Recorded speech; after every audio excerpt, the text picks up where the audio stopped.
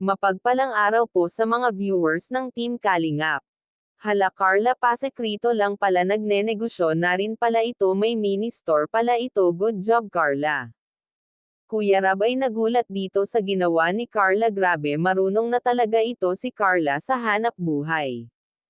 Napakaswerte naman ng mga magulang nito kay Carla. Yan po ang video na pag-uusapan natin ngayon mga kakalingap.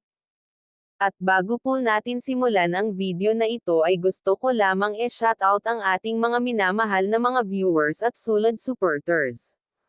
Dahil nga sa pagsisikap ni Carla para sa kanyang mahal na pamilya ay marami itong pinasok na trabaho makatulong lamang sa mga magulang.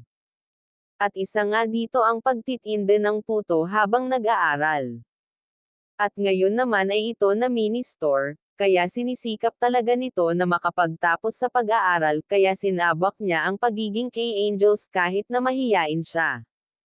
Kaya dito ay nabilang siya sa Team Kalingap na naging dahilan ng kanyang pagsikat sa social media. Dahil sa maganda ito at taglay niyang angking talino, kaya marami ang humanga sa kanya.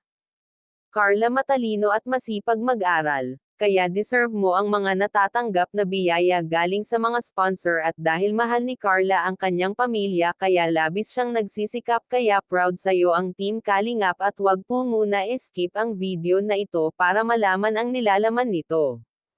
Dahil dito sa pinakita na talento, dahil taglay mo ito. At kaya niyong gampanan ang inyong pag-aaral at ang pagiging K-Angels para sa future at kinabukasan ng iyong pamilya. Marunong kayo makisama, kaya talagang persigido si Kuya Rab at nakasuporta sa inyo na makapagtapos ng inyong pag-aaral para maiahon nyo sa kahirapan ang mga magulang.